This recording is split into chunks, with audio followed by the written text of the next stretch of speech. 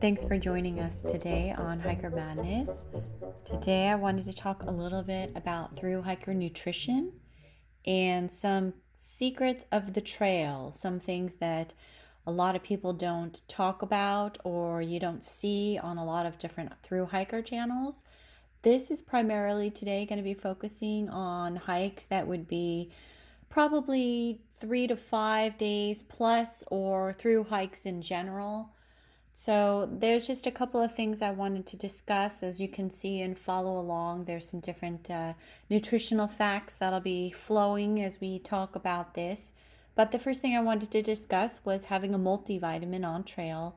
A lot of people don't have multivitamins, and they're so essential because there's so many gaps. You know, you watch all the people on their channels and on their vlogs, and they're making their boxes to go and they're filling them with top ramen and candy bars and gummy worms. And hey, I'm guilty of those things too. Don't get me wrong. Everybody loves, a great candy snack, even marshmallows or whatever your favorite may be. But you still have nutritional needs for your body that need to be met, and keeping a good multivitamin on hand and taking it every day is really important. Now, another thing that a lot of people don't discuss are leg cramps and Charlie horses on trail, especially on the long through hikes when you're pulling 20 to 30-mile days.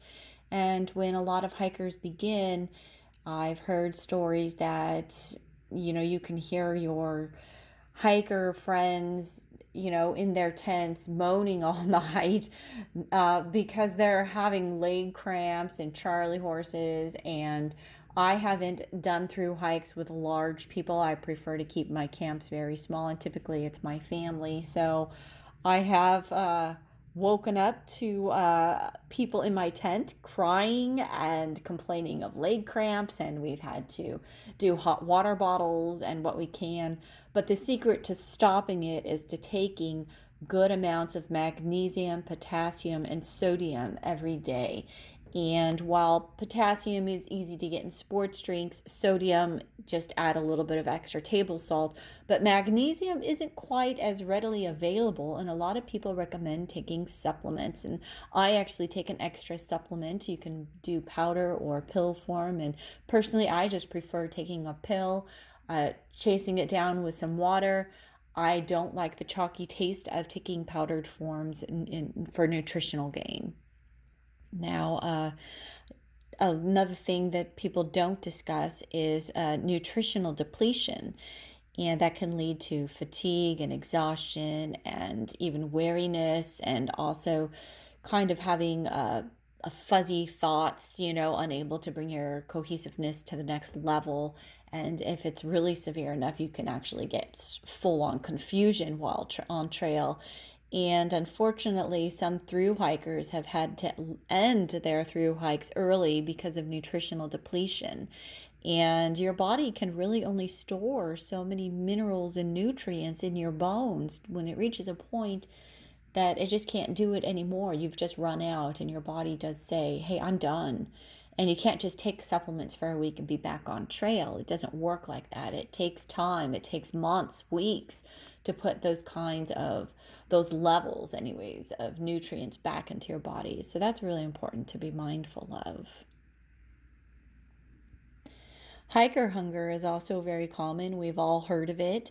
And it's just a fact of the trail. You're burning 370 calories an hour when you hike, and that can run up to if you're pulling 8 to 10 hour days, you're looking at about a grand total of 3,600 calories. And when you're at home, your nutritional intake is what, about 2,000. So you're almost doubling your food intake. And you don't want to be hungry on trail because, again, you're depleting your body. You need those calories, and that's just to maintain your weight. So that's something to think about.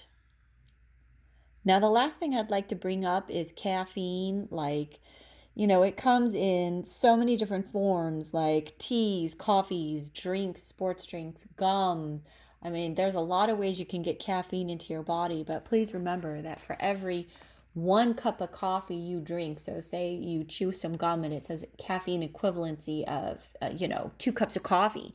Well, those 2 cups of coffee cost you 4 cups in water to make up. So the average woman needs 9 cups of water and the average man needs 13. So for every cup of coffee you drink, 2 cups of water onto that. So then if I'm a woman and I drink 2 cups of coffee and I need 9 glasses of water every day, now you're talking about I need suddenly 13 glasses of water. And now suddenly you're having to up your intake and the weight that you're carrying. So caffeine can be dangerous, and it's a diuretic. It dehydrates your body, makes you have to pee a lot, and it's something to be mindful of. How much water do you want to carry on trail versus how much do you actually need? So there's a lot of things on trail that are not talked about. You see people loading up and eating junk food, but there is a cost in the long run. When you come home, you want to add up and eat those greens again and throw an apple in your pack if you can, or dehydrate apples. Be mindful about what you're putting in your pack and take the time to pack nutritious meals, because if your meal is nutritious, it's also probably lighter weight. So keep that in mind.